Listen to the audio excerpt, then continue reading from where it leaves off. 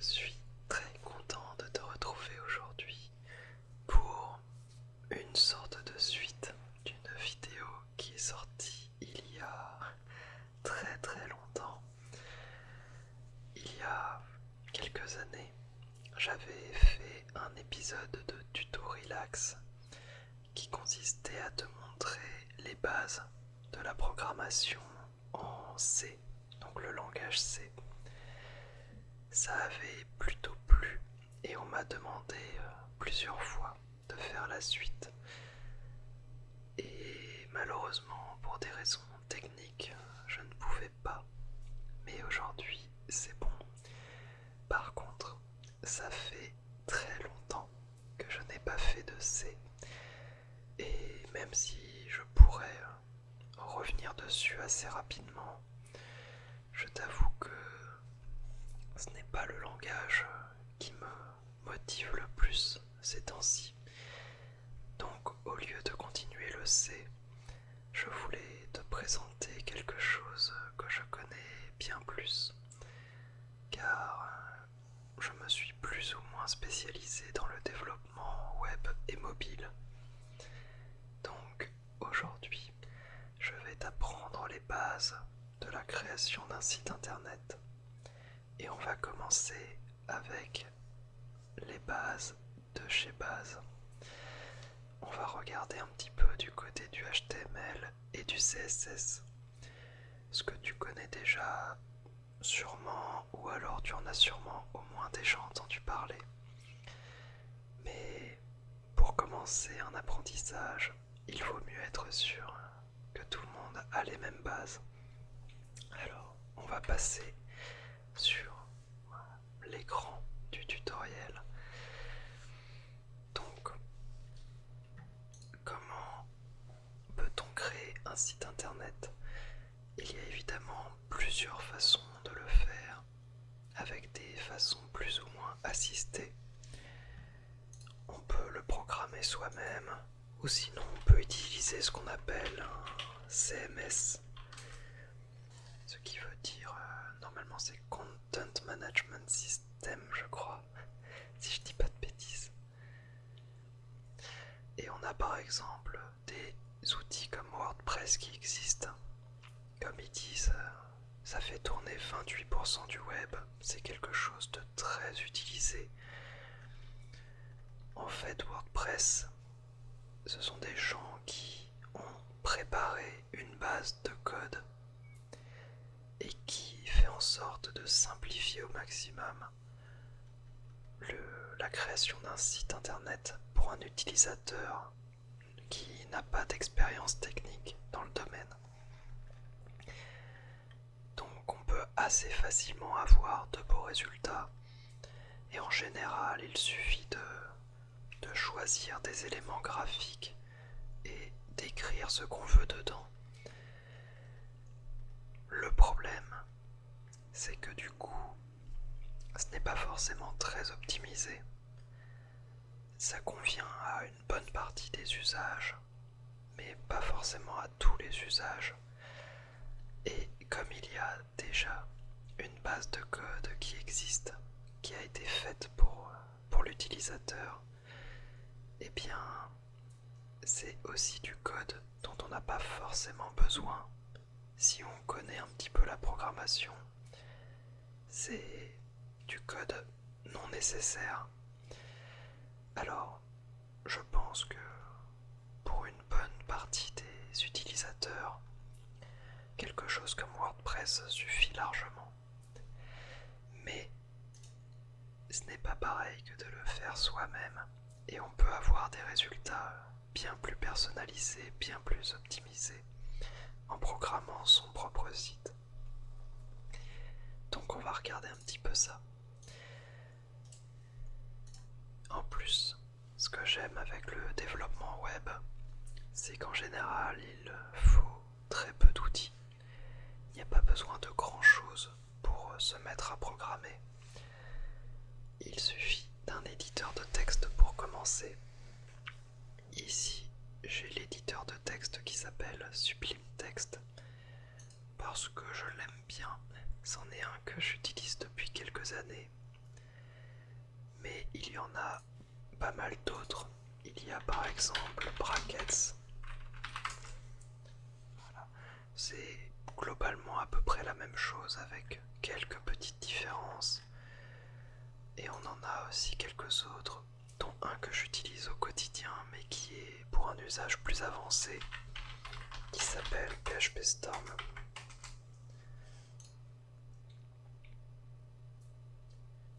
Bon, ça de toute façon, on ne va pas s'attarder dessus car c'est surtout pour du PHP qu'on verra peut-être dans un autre épisode. Donc une fois que tu as un éditeur de texte installé, je crois que Bracket c'est gratuit. Sublime Text l'est partiellement. Eh bien, on peut essayer de voir ce que ça donne. Juste de taper du texte. Par exemple, je suis...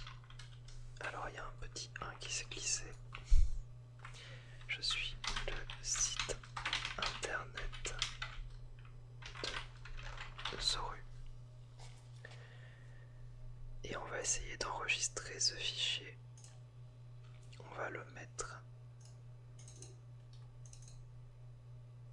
là-dedans, dans Tuto Relax, dans l'épisode 1.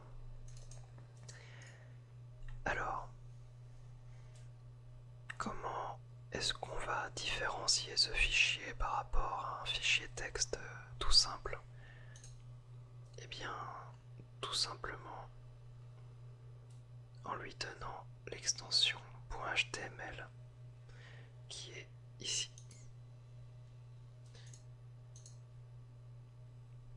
Mais par contre, on va l'appeler autrement. On va l'appeler épisode 1.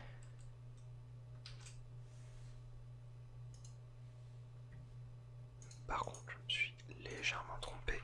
Voilà. Comme tu peux le voir d'ailleurs, ça a automatiquement assigné le fichier à Google Chrome, car c'est mon navigateur par défaut. Et donc si on double-clique dessus, eh bien on ouvre le fichier HTML et on voit bien le texte qui s'affiche. C'est pour démarrer vraiment simple. Mais évidemment, là ça fait un petit peu léger et ça ne suffira pas pour faire un site complet, loin de là. On va donc essayer de structurer un petit peu tout ça, parce qu'on ne va pas juste taper du texte et prier pour que ça ressemble à ce qu'on veut. On va donc utiliser ce qu'on appelle des balises. Donc une balise, ça peut être par exemple... Alors on va plutôt en utiliser une qui va parler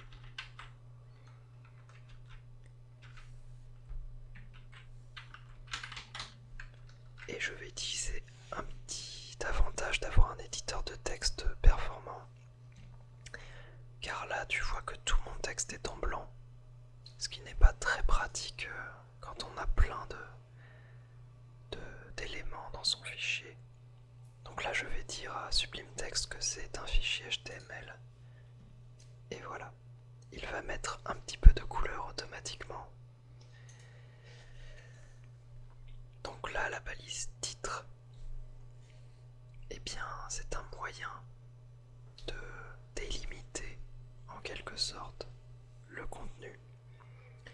Ça va structurer la page. Donc évidemment la balise titre c'en est une parmi d'autres. Et d'ailleurs on va tester ce qui se passe si j'écris quelque chose dedans.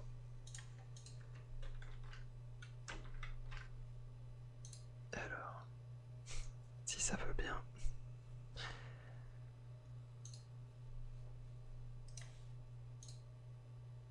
Ah bah d'accord. Visiblement ça... Ah bah oui. C'est parce que je n'ai pas bien enregistré au début, donc ça c'est de ma faute. Hop. Et là, voilà. Sauf qu'actuellement, tu vois qu'il n'y a pas de différence. C'est normal, car la balise titre n'a pas d'impact particulier. Par contre, si j'utilise la balise B et /B, ça c'est une balise qui en anglais veut dire bold, B-O-L-D, et en français ça veut dire gras. Donc là normalement ça devrait mettre mon titre en gras. Et voilà, car on a utilisé une balise qui a déjà un impact de programmer. Donc ça c'est pas à nous de le faire. Et on verra plus tard comment nous-mêmes indiquer ce qu'on veut visuellement. Donc des balises, il y en a plein. Et on va voir par la suite qu'on peut aussi écrire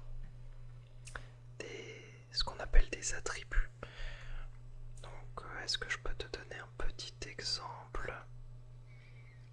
Alors,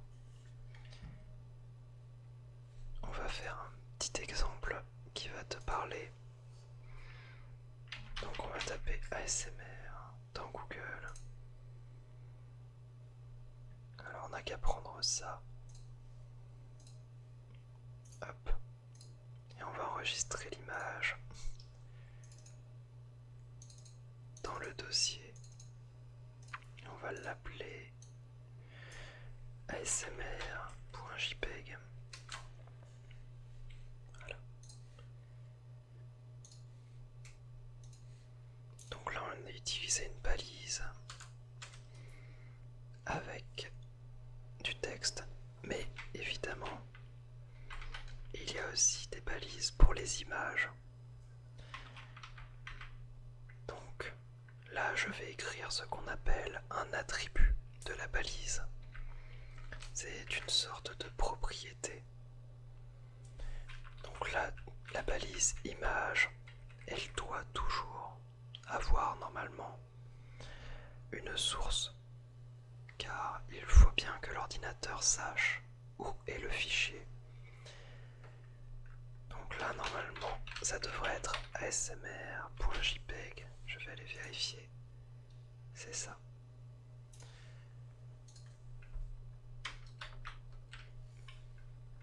Et là, on fait quelque chose qui n'est pas autorisé pour toutes les balises, mais qu'ici on peut faire pour l'image.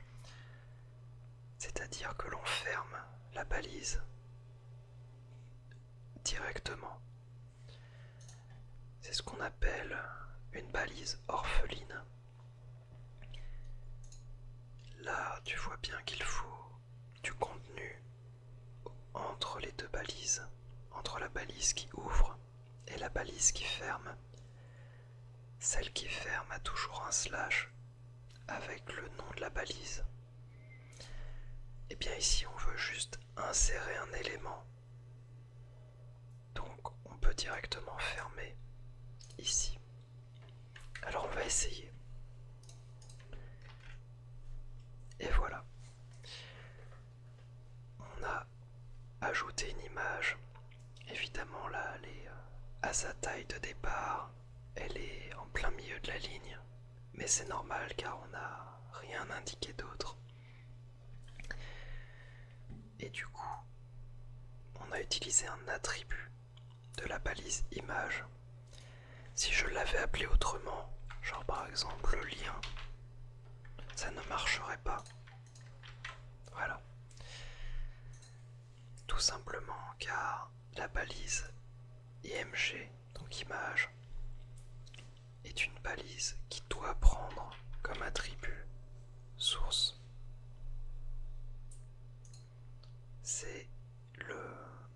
C'est la convention. Et c'est comme ça que ça a été programmé, donc il n'y a pas le choix. Hop.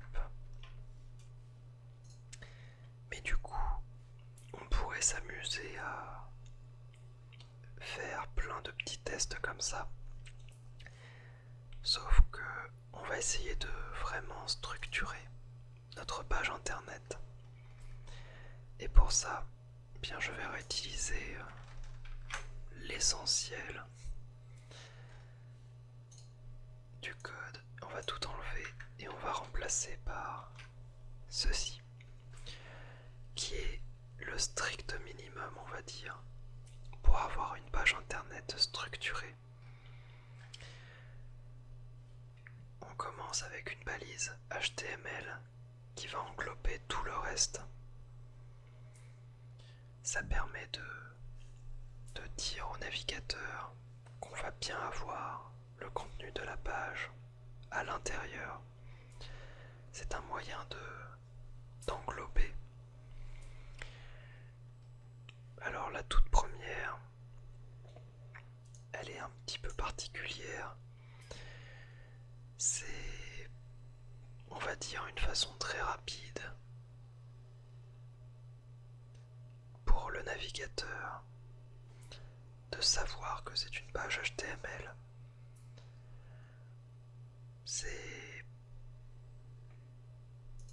comment dire? C'est quelque chose dont il ne faut pas trop se soucier. Il faut juste l'indiquer. Et encore, il faut se dire que maintenant, elle est extrêmement simple à écrire. Quand j'avais débuté à programmer, il fallait écrire énormément de choses dedans. Mais le HTML évolue avec les années. Il est amélioré. Et récemment, ils ont décidé que ça suffisait d'écrire ceci. Et tant mieux. Car sinon c'était un petit peu pénible. Donc là on va dire que c'est une manière de bien préciser que c'est une page HTML. Et là c'est un moyen d'englober le contenu. C'est parce que, comme tu peux le voir, on a une balise head ici et une balise body ici. Donc on a deux balises qui se suivent. Et il faut toujours englober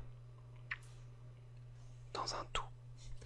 Je sais que j'explique très mal actuellement. C'est quelque chose en fait qui est tellement rentré dans mes habitudes que ça devient compliqué à expliquer. Mais si j'enlève cette balise HTML, on se retrouve avec deux balises orphelines et qui se suivent. Et il ne faut pas laisser de balises orphelines, on va dire. Bon, on va partir du principe que c'est assimilé et qu'il faut bien penser à avoir cette structure pour faire une bonne page HTML. Concernant le reste, dans la balise head, qui veut dire la tête, eh bien on va mettre toutes les informations de base pour le navigateur. Ici, on va lui indiquer quel est le format d'encodage de notre fichier. Donc là, je ne vais pas rentrer dans les détails car c'est un autre domaine. Mais c'est juste pour indiquer de quelle façon est encodé le fichier HTML. Et UTF-8 est quelque chose de très courant en Europe. Par contre, ici, on retrouve notre balise titre. Sauf que désormais, elle a son vrai nom, qui est title, qui veut dire titre, mais en anglais. Et donc là, tu vas voir que si je dis tuto relax épisode 1 et que je reviens sur ma page, écrit ici. Par contre, on retrouve le titre dans l'onglet du navigateur, car on a mis la balise title dans la balise head, et le navigateur sait que le contenu de cette balise doit être affiché ici. Donc quand tu vois par exemple ici tout simplement ASMR-recherche Google, eh bien on n'a qu'à aller voir le code source de cette recherche Google.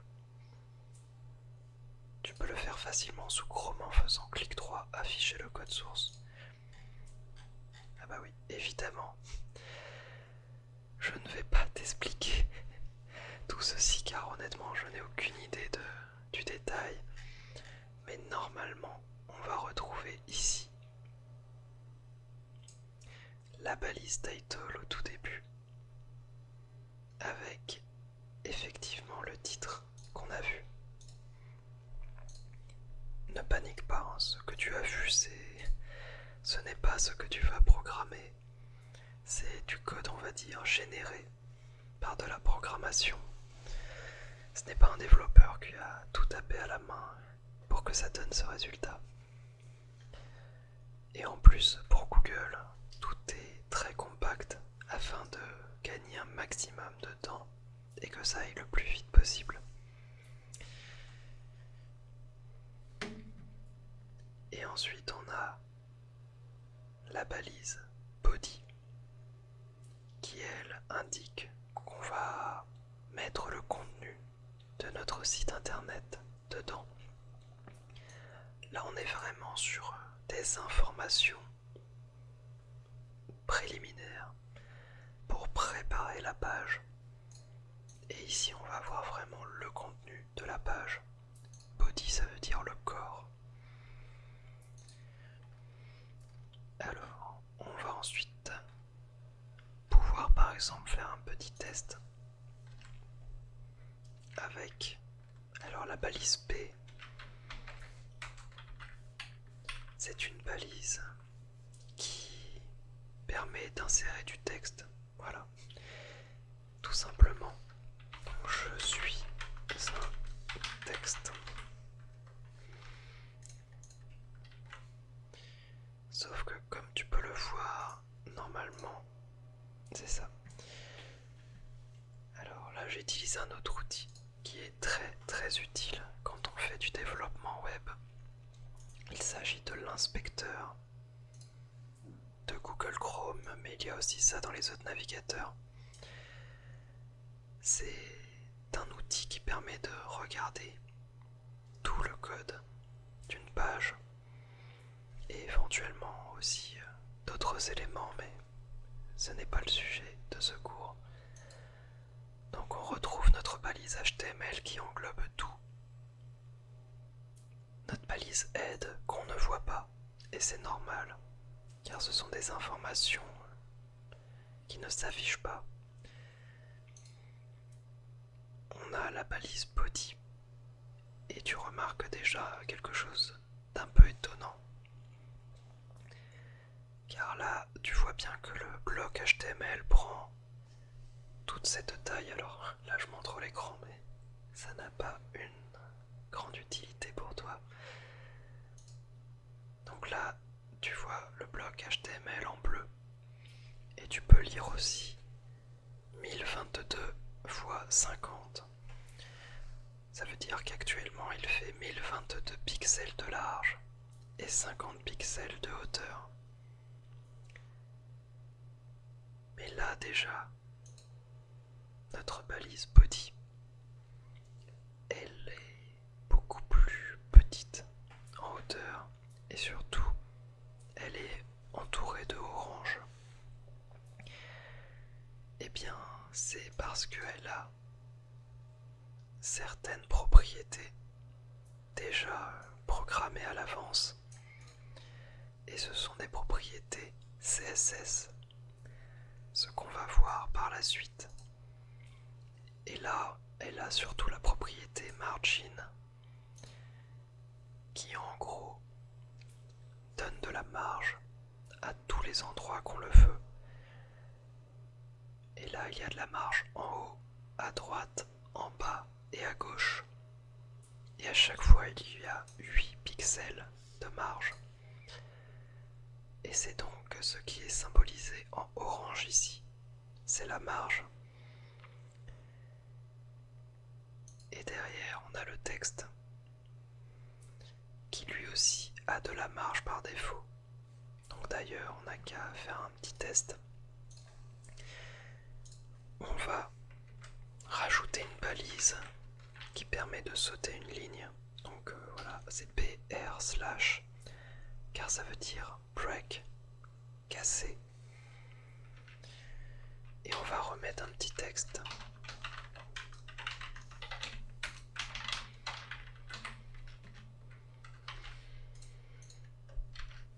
Voilà.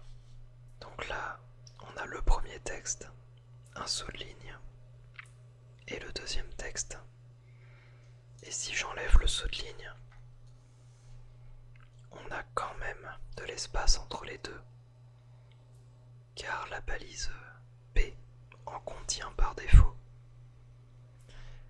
Mais du coup, tu vas me dire, oui, mais si par exemple, j'ai envie d'écrire du texte, mais que je n'ai pas envie d'avoir autant d'espace avant et après, si là, je veux que ça colle, le haut par exemple,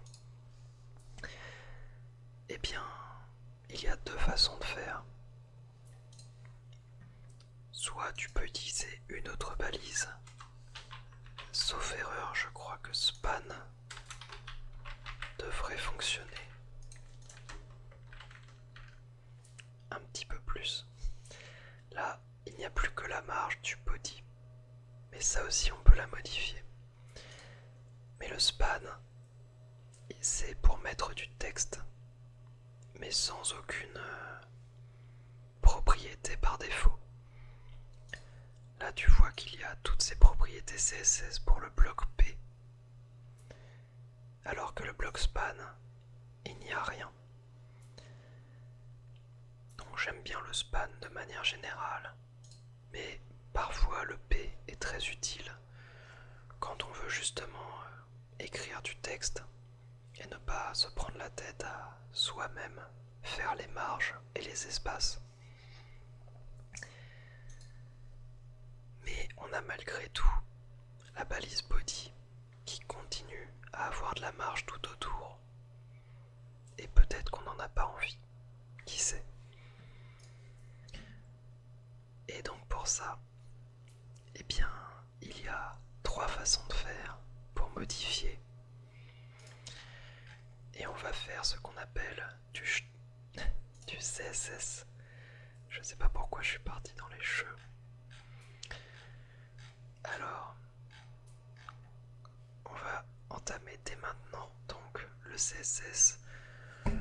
Il y a encore beaucoup à dire sur le HTML, mais honnêtement, si tu as compris le principe des balises, eh bien, l'air de rien, tu as compris une bonne base de l'HTML. Car au final, l'HTML est un langage extrêmement simple.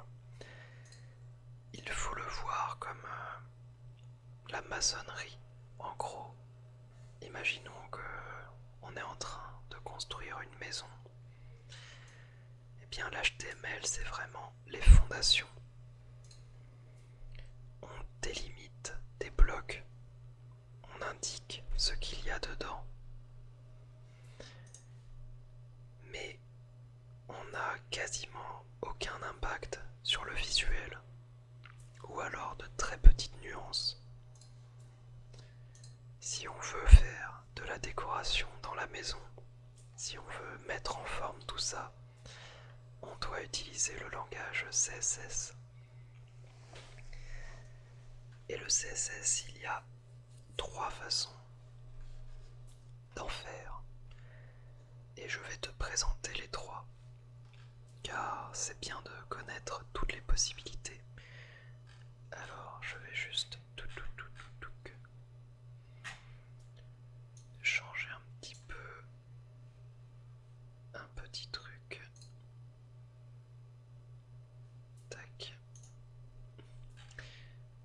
préfère ne pas te dire de bêtises, voilà. Bon, de toute façon, normalement, c'est quelque chose que je maîtrise à peu près quand même, vu que c'est ce que je fais environ tous les jours ces temps-ci. Mais je préfère être sûr de ce que je te raconte.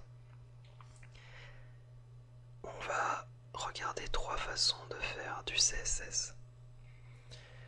En partant de la façon la moins recommandée, ou en tout cas la moins adaptée, jusqu'à la façon la plus propre de le faire. Donc là, on est gêné parce que on ne veut pas de marge dans notre balise body. Et d'ailleurs, j'aimerais bien aussi que ce texte, il soit bien plus gros, par exemple. Et de couleur rouge, pourquoi pas. Donc là, on arrive dans notre balise body. Et la première façon de faire du CSS, c'est de l'écrire directement au sein de la balise en tant qu'attribut, avec l'attribut style. Et là, par exemple, on n'a qu'à mettre les marges à 0 pour petit. Et on va regarder. Et là, tu vois que les marges ont disparu. J'aurais pu aussi, au contraire, les augmenter en mettant par exemple 30 pixels. Et là, on a des marges bien plus imposantes. On a appliqué un effet de style à notre balise body. Donc ça, c'est la méthode numéro 1, la plus simple, la plus évidente, on va dire. Mais c'est aussi la moins propre, car on se retrouve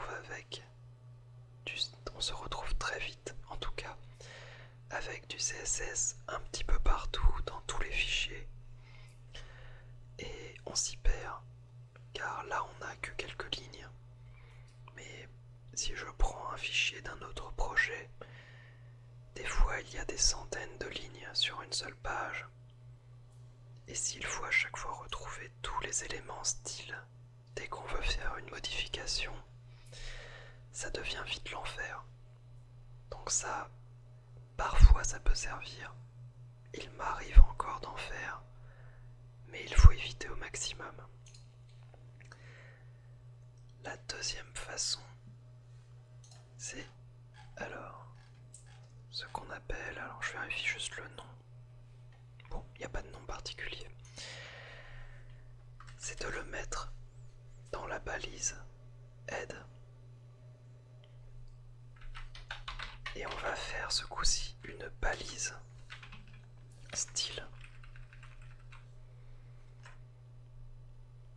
Et en fait, ce qu'on va faire, c'est qu'on va écrire un fichier CSS, plus ou moins, directement dans notre fichier HTML. Donc là, imaginons qu'on ait envie de modifier ce texte. Donc c'est la balise span qu'on veut modifier. Jusque là, ça va. On va ouvrir des accolades et on va modifier ce qu'on veut. Donc on a dit qu'on le voulait plus grand. Donc on va modifier la taille de la police. On va mettre par exemple 25 pixels. Et on a dit qu'on le voulait aussi en rouge. Et on va regarder. Et donc on a bien les propriétés qui se sont appliquées. Là, comme tu peux le voir, j'écris les propriétés de tête parce que ce sont des propriétés que je manipule quotidiennement. Alors, avec le temps, tu vas apprendre à les connaître et tu n'auras pas besoin d'aller vérifier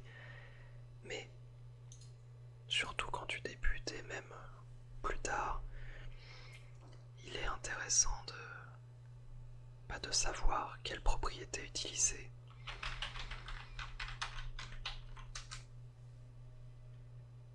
Bon, on a par exemple Open Classroom qui propose une liste.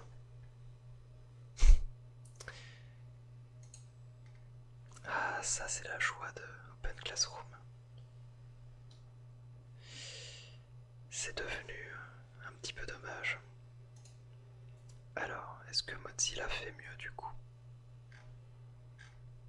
Voilà. Là, on a par exemple tous les mots-clés qu'on peut utiliser en CSS. Il y en a un certain nombre, on va dire. Mais en fait, en général, si tu cherches laquelle utiliser, donc soit tu peux aller ici, et il suffit la plupart du temps de taper le nom en anglais, et on va vite trouver ce qu'il faut. Et sinon, il suffit tout simplement de faire une petite recherche Google. Donc par exemple, augmenter taille police en CSS. Et là, on va retomber sur Open Classroom, mais qui refuse que j'y accède sans compte. Mais par exemple, là, le premier lien va dire directement on modifie la taille du texte avec la propriété font size. Et on peut en général toujours trouver très rapidement ce qu'on cherche via Google. Donc là, on a fait du CSS toujours dans le fichier HTML, mais on a mis ça en haut dans la balise aide, ce qui permet par exemple de mettre plusieurs propriétés à la fois. Donc là on a modifié la balise span, et bien pourquoi pas modifier la balise P avec ce coup-ci du bleu.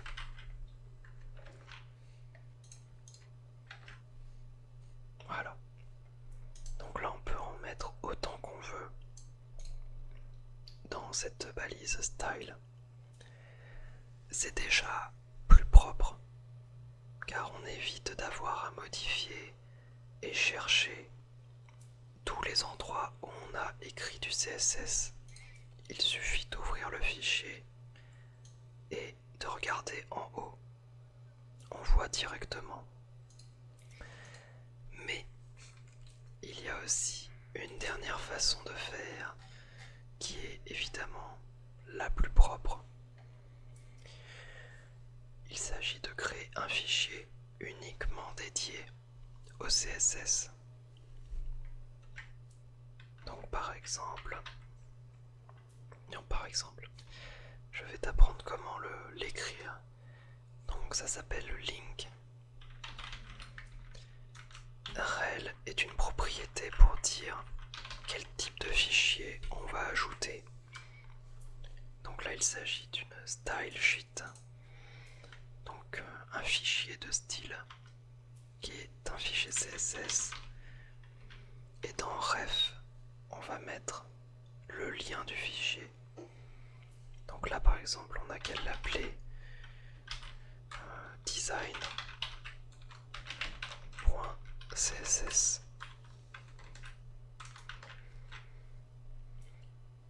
Tac. Donc là si pour l'instant le fait, évidemment il ne se passe rien et on voit même ce petit message d'erreur qu'on peut retrouver dans la console. Et là il me dit que il ne trouve pas le fichier design.css, ce qui est normal car on ne l'a pas encore créé. Et on va le faire. On va d'ailleurs reprendre ce qu'on a écrit ici et on va copier là-dedans. Oula, ça c'est pas super bien mis par défaut. Voilà. Et donc on va enregistrer ça en tant que design.css. Alors là je vais me mettre en all files, voilà. Tu remarqueras d'ailleurs que Sublime Text a automatiquement repéré que c'était un fichier CSS. Ah oui, tu ne peux pas voir vu qu'il y a ma webcam par-dessus, mais c'est tout en bas à droite. Quand on clique, eh bien, on voit que Sublime Text a repéré le fichier CSS. Et on va donc enlever la balise qu'on avait créée. Et on va rajouter une petite propriété en plus pour vérifier que ça marche bien. On n'a qu'à mettre... Tiens, on n'a qu'à prendre une propriété CSS. Et on va en prendre une un petit peu au hasard qui marche avec du texte. Parce que là, il y en a évidemment qui sont plus adaptés à des images, à des couleurs de fond, etc. Qu'est-ce qu'on pourrait prendre?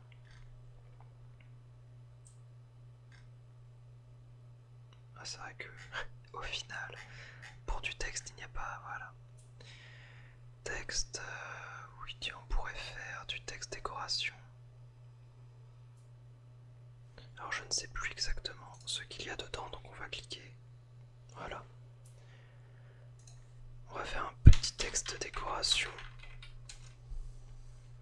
avec underline qui veut dire qu'on le souligne, et on va le souligner en rouge, ça va être absolument hideux, ça va être parfait.